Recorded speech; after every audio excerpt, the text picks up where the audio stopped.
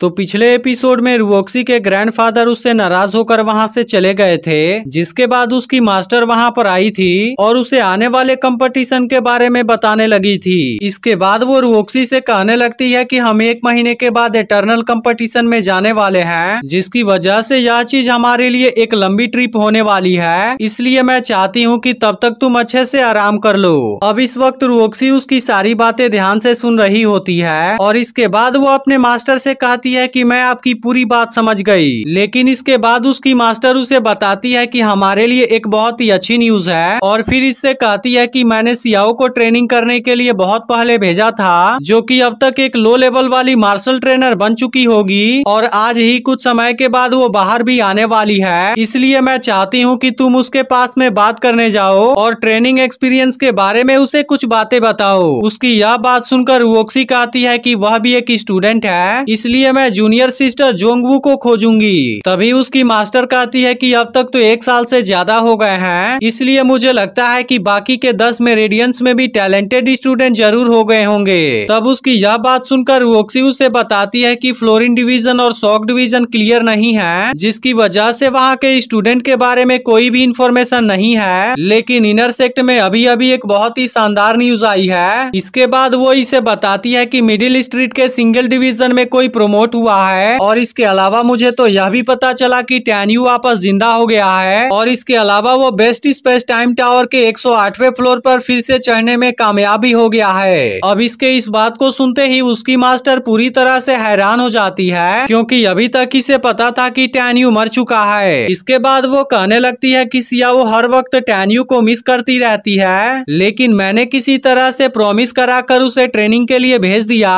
और उसी के साथ उसे बाहर आने तक उसका इंतजार करने के लिए भी कहा। लेकिन मैंने जब टैन्यू के मौत के बारे में सुना था तब मैंने उसके उस बात को एक्सेप्ट कर लिया था, लेकिन टैन्यू तो अभी भी नहीं मरा है, जिसकी वजह से वह बाहर आते ही जरूर ही टैन्यू से मिलने जाएगी। और इसके बाद वो उदास होकर कहने लगती है कि तुम और सियाओ दोनों ही मेरे दिमाग और दिल हो, इसलिए एक टीचर के रूप में मैं कभी भी नहीं चाहती कि सियाओ टैन्यू के लिए मुझे छोड़कर चली जाए। इसके बाद वो रुओक्सी से एटर्नल एंसेस्टर के पास जाने के लिए कहती है और इसी के साथ वो हमेशा सियाओ के साथ में इसे रहने के लिए भी कहती है, क्योंकि वो चाहती है कि सियाओ जहाँ कहीं भी जाए रुओक्सी उसको फॉलो करे। अब इस वक्त भी रुओक्सी उसकी सारी बातें ध्यान से सुन रही होती है और वो अपने मास्टर से कहती है कि मैं आपकी पूरी बात समझ गई और इतना कहने के बाद वो यहाँ से चली जाती है। इसके बाद अगले सीन में हम जोंगवू नाम के स्टूडेंट को देखते हैं, जो कि सियाओ के प्रैक्टिस करने वाले जगह पर आया था और इसके बाद वो सियाओ को आवाज देकर कहता है कि मुझे पता चला कि तुम आज यहाँ से जाने वाली हो, जिसकी वजह से मैं आज रात के लिए ऑफिशियल मून को एंजॉय करने के लिए तुम्हें इनवाइट करने आया था, लेकिन मुझे नहीं पता कि तुम वहाँ पर जाना चाहोगी भी या नहीं। इसके बाद हम देखते हैं कि सियाओ यहाँ से बाहर आती है और जोंगवू से कहती है कि मैंने तुम्हें पहले ही बता दिया है कि मैं किसी और की हूँ, इसलिए मैं चाहती हूँ कि इसके बाद तुम कभी भी मेरे पास में मत आओ। लेकिन जोंगवू अभी भी उसकी बातों पर यकीन नहीं करता है और इसके बाद वो सियाओ से कहता है कि मुझे पता है कि तुम्हारा कोई भी लवर नहीं है, क्योंकि तुम्हें अभी तक यहाँ पर आए 2 साल से भी ज्यादा हो गए हैं, लेकिन इसके दौरान मैंने किसी भी मेल स्टूडेंट को तुम्हारे पास में आते हुए नहीं देखा है। तब उसके इस बात पर सियाओ कहती है कि तुम इस पर विश्वास करो या नहीं उस बात से मुझे कोई फर्क नहीं पड़ता, लेकिन तुम अब यहाँ से चले जाओ क्योंकि मैं उसे खोजने के लिए जा रही हूँ। लेकिन तभी इसी वक्त रुओक्सी भी यहाँ पर आ जाती है और वो जोंगवू से पूछती है कि तुम क्या करना चाहते हो, जिसके बाद जोंगवू उसे बताता है कि मैं आज रात को इसके साथ में मून को देखना चाहता था और इसी के लिए मैं इसे यहाँ पर इनवाइट करने के लिए आया हूँ, जबकि इसके अलावा मेरा दूसरा कोई भी इंटेंशन नहीं है। लेकिन हम देखते हैं कि सियाओ को इसके किसी भी बात से कोई मतलब नहीं था और इसके बाद वो रुओक्सी से उसके यहाँ आने की वजह पूछने लगती है। तब रुओक्सी उसे बताती है कि मास्टर ने हमें अपने प्रैक्टिस एक्सपीरियंस के बारे में डिस्कस करने के लिए कहा है, लेकिन उसके इस बात पर सियाओ कहती है कि मैं अभी इसे नहीं करना चाहती, क्योंकि इस वक्त मैं सबसे पहले उसे देखने के लिए डेनमार्क में जाना चाहती हूँ। अब इसके इस बात को सुनकर रुओक्सी हंसने लगती है और फिर इससे कहती है कि मैं भी तुम्हारे लवर के बारे में जानना चाहती हूँ, इसलिए अगर तुम्हें कोई प्रॉब्लम नहीं हो तो क्या मैं भी तुम्हारे साथ में चल सकती हूँ। जिस पर सियाओ कहती है कि तुम बिल्कुल भी मेरे साथ में चल सकती हो, क्योंकि इस बात से मुझे कोई भी प्रॉब्लम नहीं है। लेकिन इसके बाद वो अचानक से थोड़ी उदास हो जाती है और कहने लगती है कि उससे आखिरी बार मिले हुए 2 साल से भी ज्यादा ज्यादा हो गए और मुझे तो अभी यह भी पता नहीं है कि वह क्या कर रहा है। तब उसकी यह बात सुनकर वोक्सी कहती है कि वह जरूर ही बहुत अच्छा कर रहा होगा, क्योंकि अब तो वह पूरे डेनमार्क में फेमस हो चुका है। अब उसकी यह बात सुनकर सियाओ हैरान हो जाती है और वोक्सी से कहती है कि क्या तुम सच बोल रही हो। तब वोक्सी उसे बताती है कि टैन्यू बेस्ट स्पेस टाइम टावर के 108वें फ्लोर पर 2 बार चढ़ने में कामयाब हो गया है, जिसके बारे में सुनकर सियाओ बहुत ही ज्यादा खुश हो जाती है और कहने लगती है कि मुझे पहले से ही पता था कि वह बेस्ट है। अब इस वक्त दोनों ही बहुत ही ज्यादा खुश होते हैं और फिर सियाओ टैन्यू से मिलने के लिए निकल जाती है। लेकिन हम देखते हैं कि जोंगवू इस बात से बिल्कुल भी खुश नहीं होता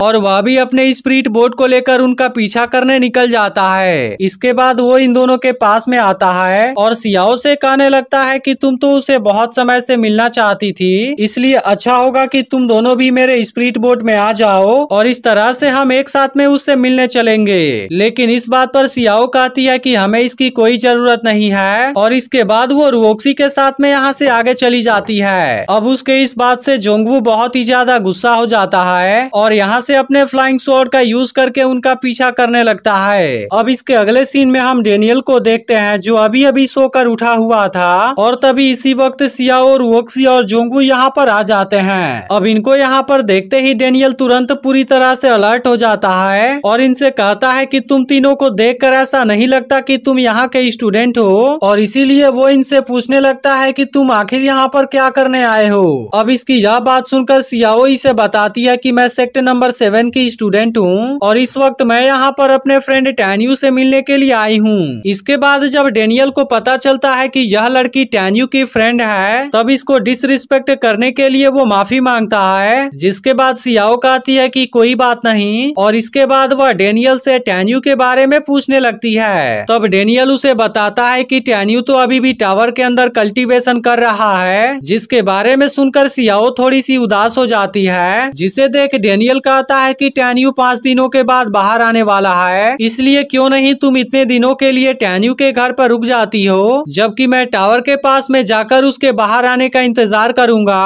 और इसके बाद मैं तुरंत ही उसे तुमसे मिलने के लिए लाऊंगा। अब डेनियल की यह बात सुनकर सियाओ भी इसके लिए तैयार हो जाती है। इसके बाद अगले सीन में हम टावर का सीन देखते हैं, जहाँ पर टैन्यू अभी भी कल्टीवेशन प्रैक्टिस कर रहा था और इसी के साथ वो अपने फ्लेम को भी रिफाइन कर रहा होता है। अब इसके कुछ समय के बाद टैन्यू अपनी आंखें खोलता है और कहता है कि आखिरकार मैंने इसे रिफाइन कर लिया, और इसके बाद वो कहने लगता है कि अगर रेड फ्लेम के टेम्परेचर के बारे में चिंता नहीं की जाए तब यह चीज तो टावर के बेस्ट रिंग के कंस्ट्रक्शन को भी जलाकर राख कर देगी। लेकिन इसके बाद वो कहता है कि फायर की टेम्परेचर कुछ समय में कम हो जाएगी। इसके बाद टैन्यू कहने लगता है कि टावर में आए हुए मुझे 3 महीने हो गए, जिसकी वजह से मैं तो बहुत ही आसानी से रिफाइन कर सकता हूँ। और इसके बाद हम देखते हैं कि वो इसके अंदर कोई चीज डालता है। अब इसकी वजह से यहाँ पर कोई पावर जनरेट होने लगती है और कुछ समय के बाद इसमें से एक तलवार रिफाइन होकर बाहर आती है। इसके बाद टैन्यू इस तलवार को और भी अच्छे तरीके से रिफाइन करता है और इसे पूरी तरह से फोर्ज करने के बाद अपने पास में रख लेता है। इसके बाद वह फिर से कहने लगता है कि अब तक तो 3 महीने गुजर चुके हैं, लेकिन मुझे नहीं पता कि एल्डर डी अभी तक फायर को खोज पाए हैं या नहीं। लेकिन इसके बाद वो कहता है कि ड्रीम 1 तो पूरा होने वाला है, इसलिए मुझे सबसे पहले तो बिंचिंग पैलेस में जाकर उसे खोजना होगा। लेकिन इसके बाद वो जैसे ही टावर से बाहर निकलता है, वह देखता है कि एल्डर सेन और एल्डर ली उसकी तो गार्डिंग कर रहे हैं, जिस बात से वह पूरी तरह से हैरान हो जाता है। तब इस बात पर एल्डर ली कहता है कि क्या तुम चाहते हो कि तुम्हारे दुश्मन फिर से टावर के अंदर चले जाएं और इसका फायदा उठाकर तुम्हें फिर से नुकसान पहुंचा दें। लेकिन अब टैन्यू को देख एल्डर सेन कहने लगता है कि तुम्हें तो टावर के अंदर गए इतना ज्यादा टाइम हो गया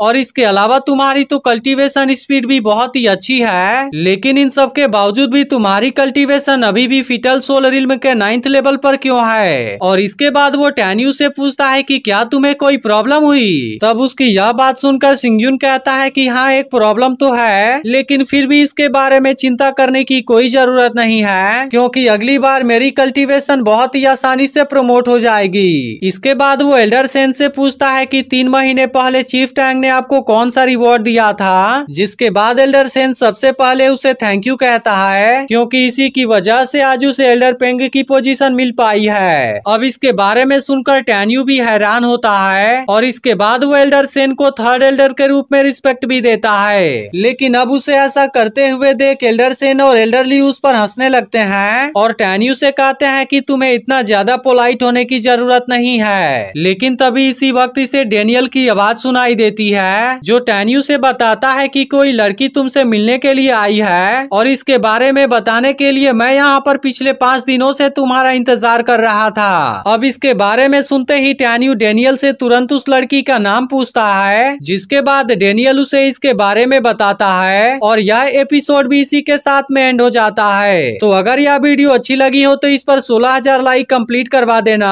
और अगर आपने इसके पिछले एपिसोड को मिस कर दिया हो तो लेफ्ट वाली वीडियो भी जरूर देख लेना।